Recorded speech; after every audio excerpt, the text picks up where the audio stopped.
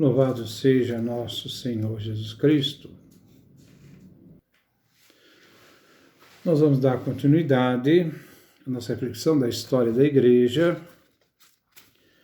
Temos Jesus na Galileia e depois seus discípulos, nosso 18º encontro.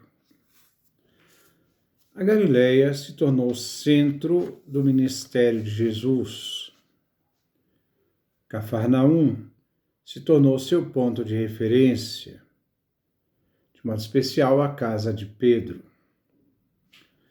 Se Jesus não teve muita influência em Jerusalém e na Judéia, onde enfrentou resistências por parte das autoridades, dos fariseus, nós sabemos que, embora esses fariseus fossem numerosos na Galileia, eles não eram bem organizados, como em Jerusalém, onde o sinédrio exercitava o ensino da sinagoga, tinha toda a autoridade sobre o judaísmo e tinha uma observância e controle, de forma tirânica do judaísmo. Os saduceus em Jerusalém, que deveriam tomar a iniciativa e a direção dos procedimentos judiciários contra Jesus, eles eram potentes em Jerusalém, mas seus poderes não podiam se fazer presente fora da Judéia, visto que na Galileia as influências dos saduceus eram raras, poucas. A população da Galileia, menos enquadrada pelas autoridades e menos empenhada em comprometer com a política sustentadora do templo, como em Jerusalém e na Judéia, diante dos romanos, a população, então, da Galileia era mais violenta contra os opressores.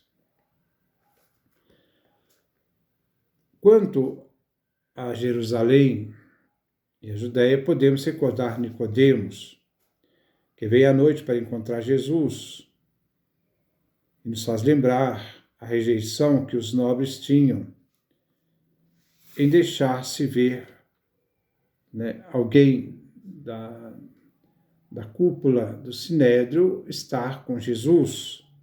João 3, então, Nicodemos vai encontrar Jesus à noite, justamente por causa dessa atitude do sinédrio e das autoridades contra Jesus. O evangelho foi ameaçado e sufocado em Jerusalém e manifestado mais livremente na Galileia. Vemos que os emissários de Jerusalém, quando vão à Galileia para fazer inquéritos,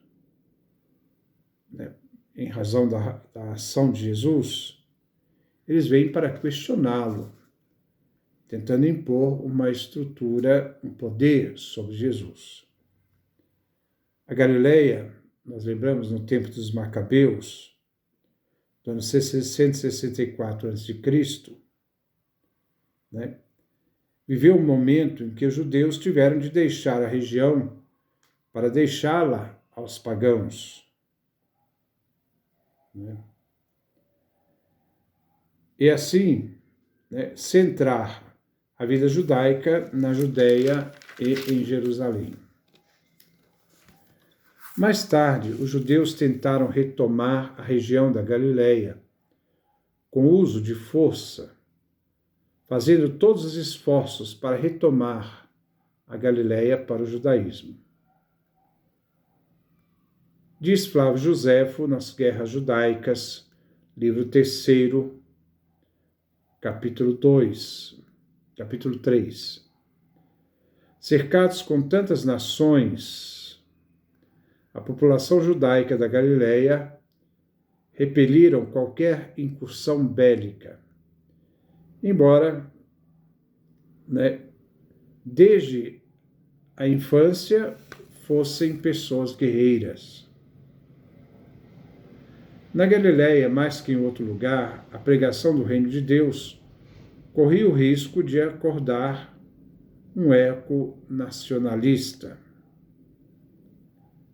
A tentativa dos judeus, depois da primeira multiplicação dos pães, que queria fazer Jesus rei, não pode nos surpreender. Jesus negará a intenção de ser rei.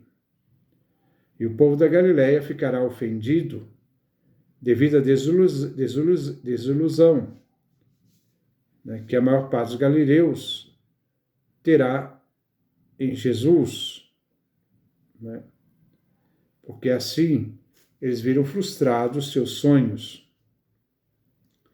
Essa grande crise ocorrerá na proximidade da Páscoa do ano 29 depois de Cristo, quando na entrada triunfal de Jesus em Jerusalém, nós vemos que essa entrada triunfal termina no Calvário.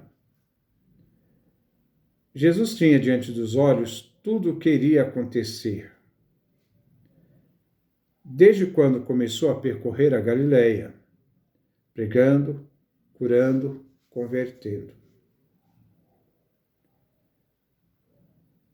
Ele tinha consciência, né, de que ele seria o semeador, que a semente cairia na terra para morrer,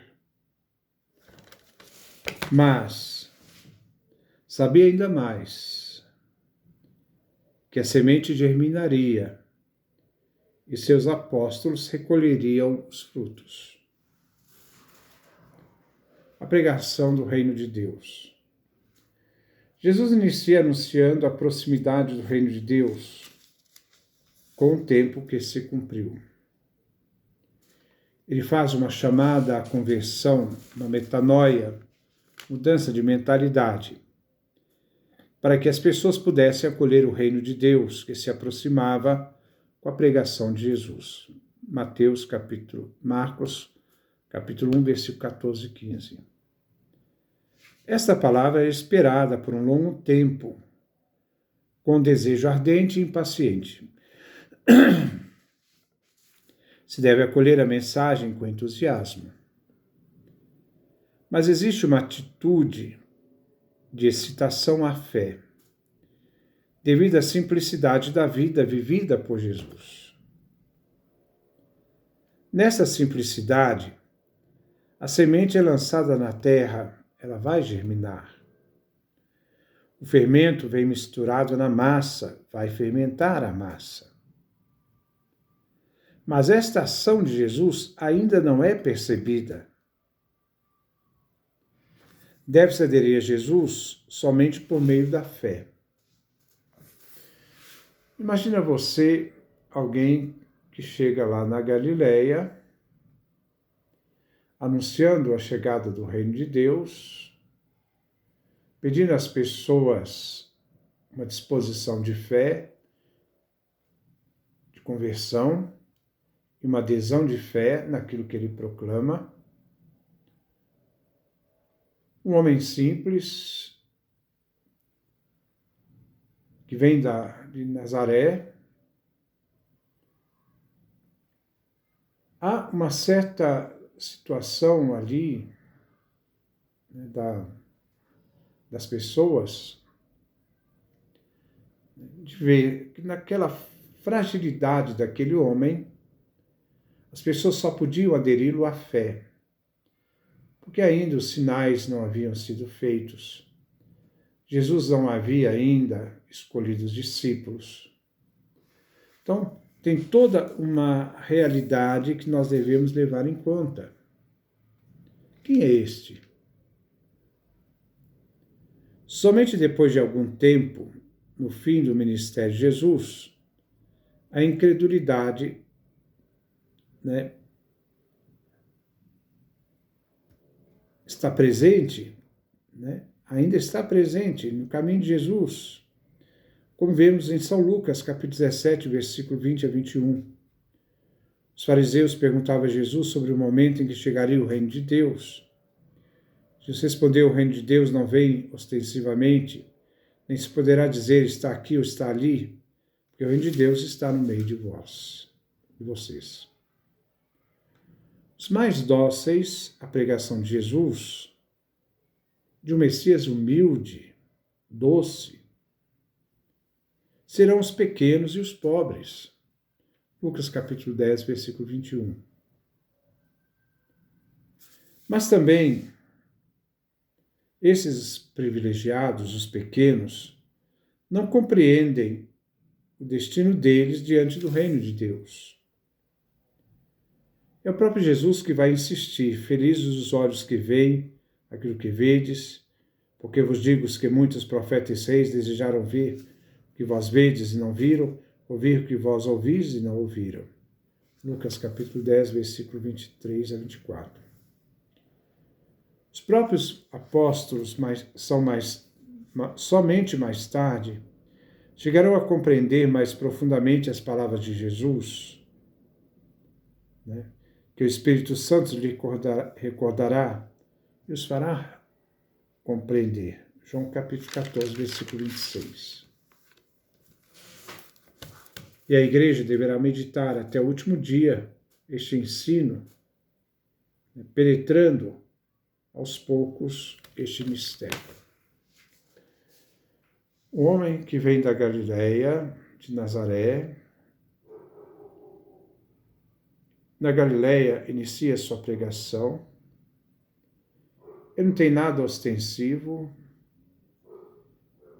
frágil, um pregador que anuncia a conversão, a fé na palavra que ele anuncia, acolhido, embora não entendido, pelos simples, pelos pobres, diante das suas palavras, dos seus gestos, da sua proximidade. Muitas vezes, os próprios discípulos deverão ser auxiliados por Jesus para que pudessem entender, por meio das parábolas, ainda vamos ver. As autoridades vão rejeitar: quem é esse, né, que pede esta conversão, essa atenção à fé? Como pode ele ser Messias, Cristo, na sua humildade, na sua simplicidade, na sua itinerância? Jesus foi um sinal, né, podemos dizer, de contradição.